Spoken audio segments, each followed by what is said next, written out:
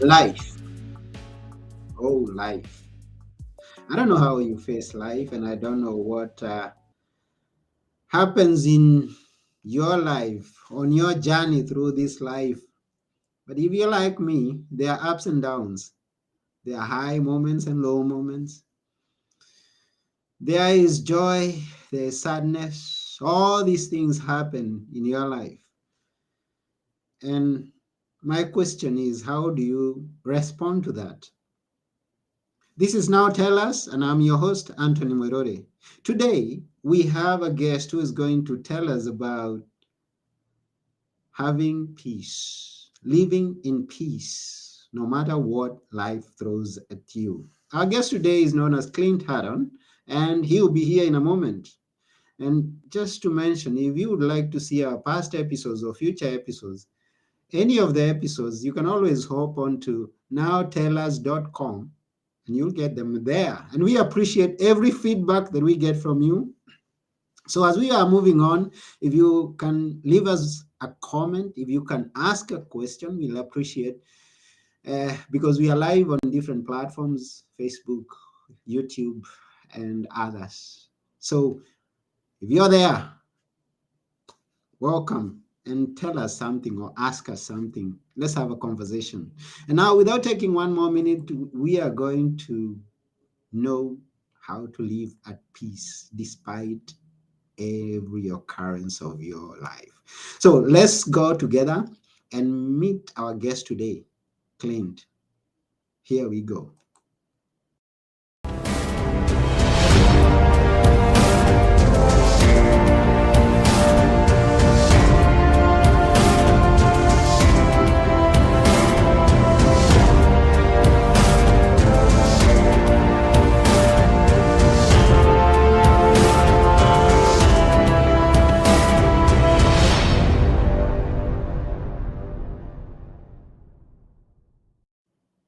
Hello, Clint. Anthony, how are you? I'm fine. Welcome to Now Tell Us. Oh, thank you so much. I sure appreciate being on and admittedly a little jealous. It's very cold here in Dallas today and you're in Greece. So I'm working my way through that. I'm trying to get peace that you're there and I'm not. Oh yeah, I'm also jealous that you're in Dallas, Texas, a place that I've always dreamt to be. I wouldn't mind the cold or whatever weather it is, just to find myself there. Well, we're even then. Yeah. So I want to take this opportunity to welcome also all our viewers. If you're there, we would like to know where you are and how it is where you are. Now we have Tebra here who says, "Oh, that's my friend. Welcome to the That's show." right. She's not just a friend, she is a dear friend. So yeah, she is the epitome of big bold brave. We'll get into that later. Oh, yeah, sure. We'll get into that. So thank you, Tabra, and every other person who's out there. We appreciate you being on this show as Clint is going to tell us. Now, yeah, she's also in Dallas. I've just found out. Oh, Tabra, I wish to be there. But let's know about Clint here. Uh, were you born in Dallas, Texas, or did you just move there? No, I was not. I've been here for many minutes, but I was actually born in Southern California, originally out of what's now called Santa Clarita, California, which is in LA County. So I was Mhm, born and raised there, lived about 19 years there, then spent a little over a decade in Northern California, a place called Redding, California. And mhm. then this is actually my second go around with Dallas. Lived here a couple of times, but we've been back for going on 9 years now. Oh, okay. And what do you do for a living, if I may ask? I'm an author. I'm a personal development coach, soon to be podcaster myself. I'm launching a podcast this year, so I'm super Oh, excited about that. Yeah, and so those are the main things today. that's beautiful. And I know that you're passionate about personal development. I'm also very excited when we are talking issues to do with personal development. Now, we've been through some tough times, the world, all of us. Yeah, For the past 3 years or so, It's been tough, and it ain't getting better. I mean, just a moment that we hear that things are going good, and then we hear something happen there. Something is starting. I mean, the world is turning into a world where sometimes it's fearful to live. But Right. you come here and tell us, "Hey, my people, have peace, have peace." Now, now I would want to know much more about that. Maybe you can start us from when you were growing, experiences you've had, and how peace comes to play here. Yeah. Well, first I want to acknowledge what you just said, Anthony, because I think that's really important. These Mm, last few years, and I'll get into my more current story here in just a few moments. But I think it's good to acknowledge that we live in a world that people are challenged with the idea of peace and joy, and whether or not they should be optimistic versus should they be fearful and concerned. And so that's part of why I'm on the mission that I'm on, because I believe there's a lot of reasons to be hopeful. I believe there's a lot of reasons for people to be excited about life, and mm, so hopefully we'll get into some of that. But thank you for that. Since peace is one of the overriding topics today, I have not lived all of my 57 years in a state of peace. I would say, especially early on, up until my probably 31 years old or so, peace was not my friend. I had mm, a tumultuous life. I think I had a good life. I was born and raised in Southern California, as I said, and for the most part, had what I consider to be a pretty normal childhood. I was an athlete, got to play a lot of sports, loved doing that. But then at the age of 12, I went through a pretty rough spot that I think the first time that I could say my entire world was rocked and there was no peace mm, for a couple of years. And that was my parents ran into a really rough spot. They'd been married 20. Many of your listeners are going to be able to relate to something like this. mm, And my dad ended up having an affair that ultimately led to him moving out. This whole sequence of events that I'm going to describe quickly lasted about 2 years, but he moved out. My mom, that's all she knew was being married to him. They got married when she was 16 years old, and mm, he was 18. Post-war Korean War kind of thing, different generation. And so she didn't take it well. Started abusing alcohol, had suicidal ideation for a good chunk of that period of time. Attempted to take her life a couple of times. And on a couple of those occasions, it involved me directly, and I very well could have had my life taken as well. mm, And so it was a very tumultuous time. So from a very early on part of life into my teens and young adult life, I couldn't even tell you what mm, peace to me at that time would have meant. Oh, no war. That's about it, right? mhm. That's all that word meant to me. Yeah. But then through life, I had some experiences in my early 30s. For me, my faith is foundational to who I am. And that's when I discovered my faith in God and became a Christian. So for me, that was very foundational. And that was Mm, when I feel like I began a journey of even beginning to understand that, one, there is something called peace that we can actually live in and mhm, experience. But it doesn't come easy, mhm, and it doesn't come without a lot of tests along the way. mm. Wow, talking about peace, and now and it's good that you have your faith with you and you hang on it. And I remember many incidences when people, I mean, things were not going on well, even in the presence of a miracle worker. You still go through some storms. You Yeah, still are about to sink in the ocean, and you are with the miracle worker. So I understand it's not always roses. I mean, but right. you've got to keep the peace. So That's exactly go right. on, please. Yeah, amen. Go on. Well, life punches you in the mouth for sure. Mm, And mm, so there's a little disclaimer up front as we're talking about peace. I want to be, candid with your listeners. Listen, I'm challenged like everybody else, and I mm, have my moments where I'm not at peace. So nobody is perfect at this. yeah. But I've learned some things along the way where I like to use the word recalibrate, where I can go from a place of not having my peace and recalibrate to a place where I can have peace pretty quickly.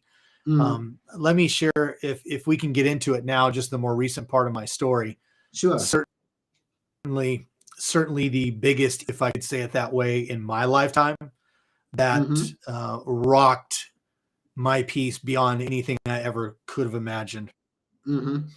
I'm father, and I'm a husband of almost 20 years. I have three boys, but my oldest is in heaven. And Mm. what happened there was he was a remarkable young man. His name was Gabriel.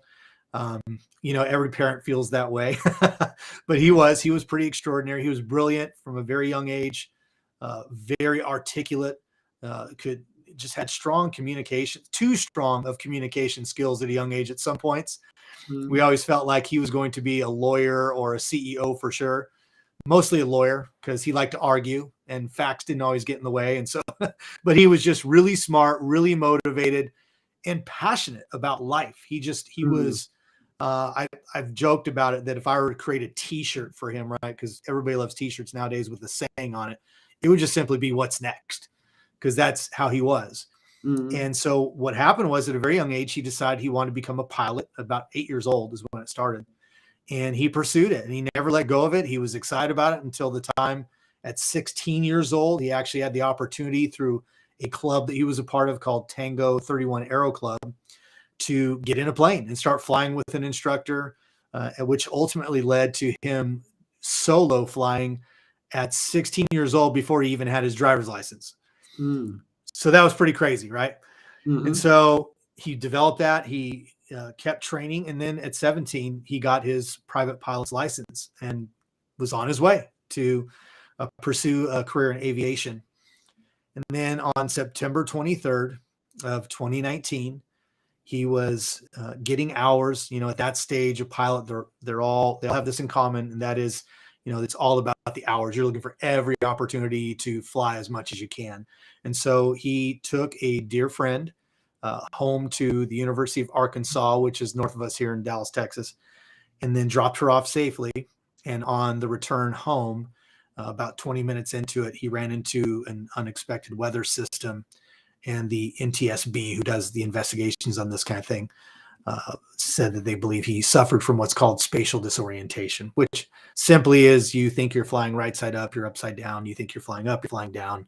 Globally, a lot of people are familiar with the Kobe Bryant crash, which happened around the same time. Same exact Mm-hmm. thing that happened to his pilot. And he lost his life pursuing his dream. Oh. So, Anthony, my peace was rocked to the nth degree. There's still no way. It's been over 3 years ago. There's no way to describe just the trauma, the shock that so many of your listeners are familiar with when you Mm-hmm. lose a loved one in a very when you lose a loved one, period, but especially when you lose one in a very unexpected way. And so, our peace was put to, I would say, the ultimate. And Mm. so one thing I want to launch out in, and then I want to, bounce back to you for a second here. I want to make it clear that I'm going to talk about how you can recalibrate and get back into a state of peace. But I think the most amazing thing, Anthony, that I've learned in these last few years is that you can be in great pain and still be in a state of peace. You Mm-hmm. can have to make really difficult, courageous decisions and still be at a state of peace. I think a Mm-hmm. lot of times when people think of the word, they think that everything around you has to be perfect and calm and wonderful, and everything's going well, and that's how you're in a state of peace. And Mm-hmm. peace is so much greater than that. Mm-hmm. Wow, that was tough, and sorry for the loss. Thank you. Um, I've experienced, I've seen many other friends also go through such, and it's not such a good experience. I mean, nobody would like that experience to go through that experience. Um, and I don't know what to say at this point, but let me ask, how did you go through, and at what point did you become comfortable talking about this this incident as a Yeah, parent who that lost a young child, a young adult? yeah. Well, that's a true question, and it's going to tie into what we're here to talk about today, because Mm, peace is a journey as well. Peace isn't a yeah. destination; it's a journey. So Mm, when the accident happened, the very next morning, we had yet to tell our two other sons, who at that time were 9 and 14. mm, And the reason for that was it was a very long night. He went down at 8:30 p.m. our time, and we didn't get the final official word, which came from the coroner on site at the crash site, till 3:30 a.m. So it was very, very long, very painful, like nightmarish kind of night. And so mm, we allowed our boys to sleep through that, so they didn't have to suffer through any of that. When they mm, got up the next day, I was faced with what I consider to be one of those what I call impossible conversations. Right? How do you even have this conversation that their brother is gone forever? mm, And so that led to me being in a position where I had to leave my family in some form or fashion. And obviously I'm a complete wreck. We're in tremendous pain. We're in disbelief. I call the first year of a tragedy like this the shock and awe phase, mm, because it takes at least a year of milestones and calendar dates, birthdays, special occasions, stuff like that, where you have to remind yourself, or you're reminded rather, over and over and over again, that you no longer have this person in your life. So it's very early, and so I knew we needed a compass of some kind. And so what mm, happened was I looked to the boys, and I looked at my bride Amaryllis, and I said, okay, listen, because I have a lot of experience helping people for many, many years. I was a pastor before. I pastored for almost 17 years up until just this last year. And mm, I've helped a lot of people, but it's different when you're going through it yourself, of course. And so I mm, said, listen, as I see it, we have two choices. mm, And the two choices are this, and this is going to lead into how you begin the journey of trying to find peace. I said, we can choose the rest of our lives to focus on the tragedy itself, the mm, crash, how he mhm, died, the great loss that brings us, all mm, the things that we're going to miss.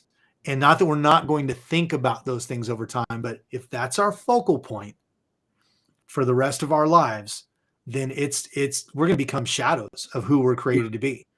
We are mhm, not going to fulfill the destiny that we should live out, because we're going to be just pieces of ourselves. mm, But mhm, there's a second choice. And that second choice was, we are going to choose life. Now, mm, Anthony, for your listeners, I explained a little bit about Gabriel, but Gabriel had a zest for life. He was one of those people that was always going for it. And so he taught mhm, himself guitar. He learned how to be a photographer. And we have some full professionals that were like, he was amazing. Anything that he wanted to do, it was like, what's next? I'm going to go for it. And he would accomplish it, including Ellie. And so I told the mm, boys, I said, listen, we are going to live the way he lived. mhm, So that's the only way we can honor his life. If we choose to become crippled emotionally, mentally, and don't live a full life, then we're not honoring him at all. And so that's what we're going to do. And then the second thing is, we didn't know what grief was going to look like. So many of your listeners have suffered great loss. COVID mm, came 3 months after he passed.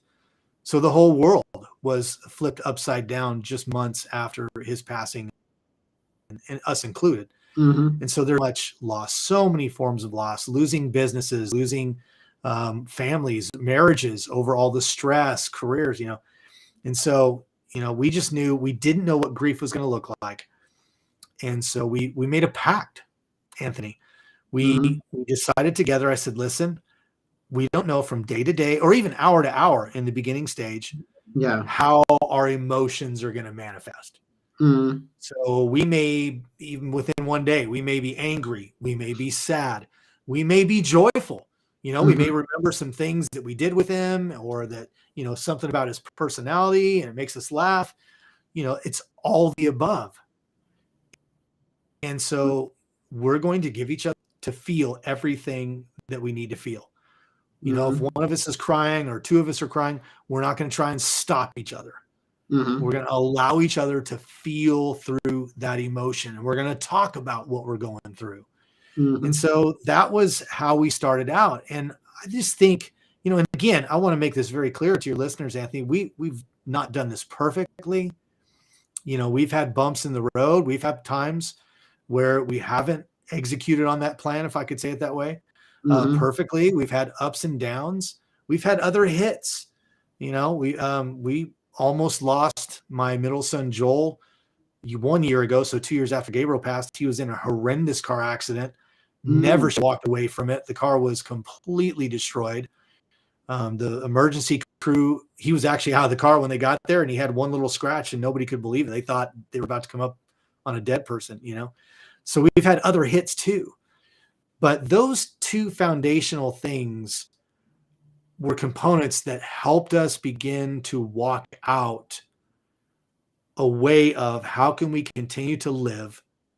How can we continue to face the life that's ahead of us and begin to experience peace, even though we're in a lot of pain? Mm. Yeah, and I have a question here, like something I mentioned before, like you're in a storm or you are just about to sink or drown, and you're with a miracle worker. Now, you happen to have been a pastor even by the time of Gabriel's passing, and Yeah. there are many people who know there's that preaching that as a Christian you are living, you should live well. I mean, some tragedies are not coming. How do you handle that? How do you tackle that? And especially to people who don't know about your faith. About just how to handle tragedy. Yeah, how to respond. I mean, how suffering as a Christian. Yeah. Why should it be? Right. Right. Mhm. Yeah. Well, that's a really difficult question for people to Mhm. process and answer when they're the ones going through it, Mhm. for sure. And we certainly, you know, have had a journey through that as well. Mhm. Our faith tells us, if we are honest with the scriptures, that there is going to be trouble in this life, Mhm. and we know that life is a vapor. You know, Anthony, you and I aren't guaranteed a minute after we get off of this conversation today, you know? Sure. So none of us, we all know that, you know, we all know that at least, you know, mentally we understand that. But Mhm. then when it happens, of course, now you're faced with dealing with your spirit, with your emotions, with your thoughts, all those things. And so, you know, there is a solace in knowing that God knows Mhm. that you are going to suffer at times, Mhm. and that if you have an active relationship with him, he's going to be in the midst of that with you. And there are other things, practical things I feel like we've done that we may get into, just again to recalibrate to peace. But Mhm. that was certainly a huge part of it, is that, Okay. you know, we knew, and this is the way I'd like to tell it to you. You know, we feel like there's a real relationship with God. I know not Mhm. everybody, you know, feels that way or thinks that way or believes that way. Some people believe in an entity, but that he's not involved in our life. You know, for us, our belief tells us that he is involved. And Mhm. so, you know, knowing that, it was, I believe the evidence was that we were, even though we were in tremendous pain, Mhm. we did have a peace. We were able to function. We were Mhm. able to process those emotions and exchange them. And here's what I mean by that. Everything in life, when you start talking about your emotions, we all know Mhm. this. Mhm. You exchange emotions all day long. You do it Mhm. on autopilot. You go Sure. from one to the other without even thinking about it. Mhm. But then there's situations like where you suffer a tragedy, or you're faced with a really difficult decision, or you have a trouble, you know, trouble in a friendship or a marriage. And so now you're a little more conscious of the emotion that you're feeling, right? I'm angry at my wife, or I'm hurt by what that person said, and so on. Mhm. And so what I discovered is through that relationship with God, knowing he was there, and just, obviously we throw out the word prayer, and that is confusing to some people. And I understand why, because you see different forms of prayer. For me, prayer is just talking to him, like you and I are, just a conversation, and so I would just have a conversation with him and say, listen, I need your help. I am feeling angry. I am feeling sad. Whatever was appropriate for the moment. And just knowing that he was there. And often I would feel like I was hearing something back, that he was speaking to me. Definitely went a long, long way in remaining in a state of peace, to where even though there's pain, I'm still at peace. Even though I'm confused, I'm still at peace. Yes, and you also talk about giving pain a purpose. Tell us about that. Yeah, ultimately, that's where things led for us. I think when you look at any situation where there's tremendous loss, and obviously for us, it's our son, then you need to figure out how you're going to move on from that. And in our case, you're not moving on from your son. He's a void in our life that will never be replaced. There's nothing you can exchange that for. And I've told people many times, I'm not even looking for the pain to go away. I think some people want that to happen. I'm not looking for that, because that pain in the relationship with my son represents the great love that we share. So I'm not even looking for pain to go away. But in other instances, we have different types of loss that does cause some temporary pain. And so I think anytime that you can turn around and tell yourself a different story about what that pain is doing to you, it can really cause a dramatic shift in your life. So kind of going back to this whole idea I said early on, we don't want to focus on his death. We want to have a life philosophy. Very much so. That's how I feel about giving your pain a purpose. Because you can turn, and in my case, what I did was, and it didn't happen overnight, but eventually I started my personal development company because I was inspired by the way my son attacked life. I had not had the courage, Anthony, to step out and start that business and that speaking business. It's something I thought about for years, but I was a coward in that area of my life. I was a coward. And so I was inspired by him. And the way I was able to walk that out was, my pain had to have somewhere to go, and it can either tell you where to go, or you can tell it where to go. And so I began to dream about where I can tell the pain to go. And so that ultimately, evolved into my personal development company, my speaking, ultimately the book that I just published, and other ways too. We established a scholarship last year that went to a student his age, of his grade at that time, that would help them pay for schooling for aviation, for a career in aviation. And that's something we're going to continue to do. So there's a lot of things that you can do that can, again, it's not really to me about easing the pain as much as it is recognizing the effect pain can have on you, and then telling it how to be productive, if I could say it that way. Wow. And I like the fact that you go back to exactly what was happening, because you didn't divert, you didn't say, and there's a lot that we can cover in this, because I was also going to bring in the issue of family, the spouse. When things happen, when things go wrong, there is usually finger pointing, some blame game, and this could have happened. I don't know, and you can tell us this, and and how you kept going with the relationship. Now married for 20 years and over. Yeah. Yeah. Well, to what you just said, that happens all the time. It happens every day, and it's devastating to those marriages and to those families, and that's why a lot of times it doesn't end well. For us, there's a very simple reason, and not everybody's going to be able to digest the way I say this, but there's a very simple reason why that is one thing that we have not had to battle between the two of us. Now, we've had a lot of very courageous conversations. We've had other things we've talked about where we're not always in agreement. We have to work through that. But as far as, losing Gabriel and where there may be blame or not blame and that kind of stuff, Anthony, when he was 14, a freshman in high school, when he, really started to get some momentum of pursuing flying, he had joined that club I described a little bit ago at 14 years old. We knew that it was coming upon us really rapidly, that there was a possibility that he would want to actually get in a plane, because from 14 to 16, it was all just about working on parts and learning how to do maintenance on an aircraft and things like that.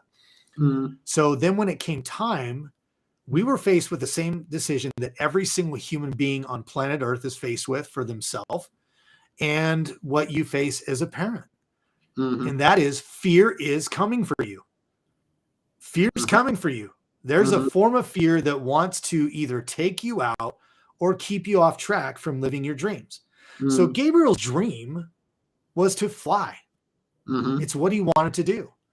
And so we were even asked in that early stage when he was getting close to getting in a plane, and then after he had soloed, do you guys ever have fear? Do you guys ever worry about it?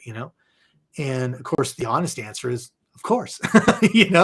Fear did try to come against us. But we had to crush fear. We had to eat it for breakfast, Anthony. We really did. It was his dream. Yeah. What more on this planet do any of us as parents want for our kids, but for an opportunity for them to live their dream? Yeah. So exactly. he chose courage over fear. When he got in that plane, I can't imagine. I mean, I've never done it. I can't imagine what he must have felt getting in that plane for the first time with an instructor, let alone once he got in that thing. And I'll never forget the day we watched him go up for the first time by himself. That took courage. So we had to have courage to allow him to chase his dream. So now you fast forward, and his story ends in tragedy. And I'm sure there's got to be listeners out there right now that are thinking, gosh, so I bet you would go back and change everything, or it wasn't worth it, or whatever you could come up with. And the answer to that, this is the reason why we didn't have to battle each other over blame, is that would be revisionist history. It would change everything about how we came to that decision to begin with, how Gabriel came to that decision to chase his dream, and that he was executing on living that dream. We refuse to be revisionist. So there's no one to blame. There's no reason for us to have strife over that. We chose to live his dream, and I would do it again tomorrow. Wow. And now you took an incident, you took a tragedy, and went back to helping people.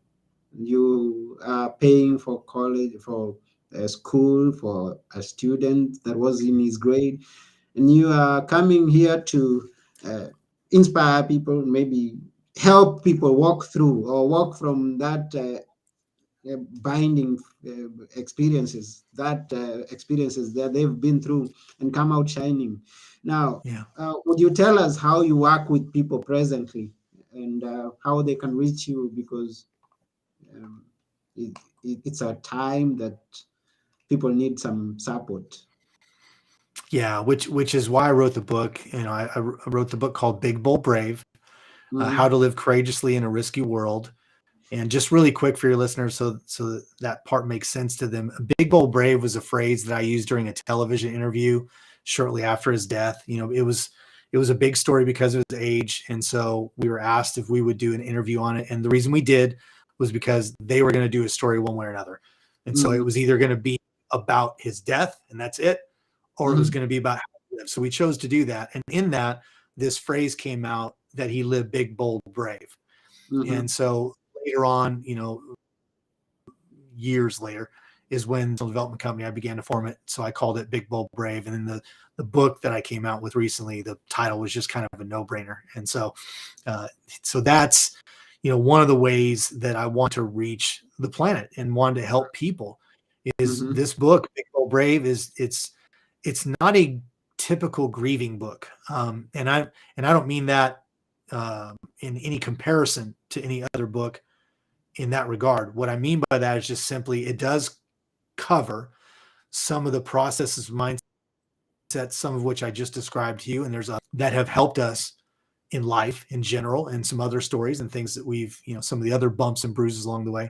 But it also points people towards making courageous decisions, being willing to take ownership of your life and why it is where it is, because no one no one besides you is going to be the one who can make a change to lead you towards what you really want out of life. And so it's a lot of that. It's a fee book, if you will. And so Mm-hmm. that's why I wrote it. And I for people to connect with me is just go to the website BigBoldBrave.us. There they can find the book itself. There's a really cool book trailer video that they can see and hear a little bit more of the story with Gabriel. They'll get to see his face. He was a pretty good looking young man, if I may say. And then along with that, all of our social media platforms are there as well, so people can connect with that. But ultimately, the way I help people is I do some one-on-one coaching, but right now I'm entering more into the corporate speaking space because I want to reach a broader audience. I really want to be able to reach people at and just message of real life, but in purpose and healing and peace, that you can have it all, even though life is going to have its ups and downs. Mm. That's good of you to do that, to just give back to the society, help give them hope. And once again, that's www.bigboldbrave.us. Hop on there and connect with Clint, get the book. And if you're going through something, reach out to him and ask him for a hand, because we are here for one another. So he could guide you through the valley, walk you, walk with you, and come out smiling like he's smiling today.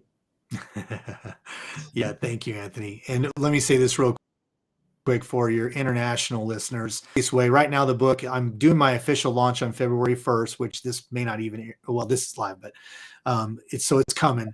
But the book is available everywhere books are sold online. So if you have an international listener, they can easily just go there to buy the book. But please do go to my website, even if you live in Greece, and connect with me. I've got some really new projects, exciting things are going to happen in 2023 that I'd love to keep you connected with.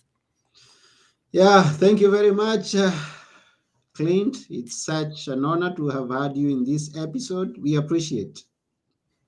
It was my honor talking with you today, Anthony. Thank you so much.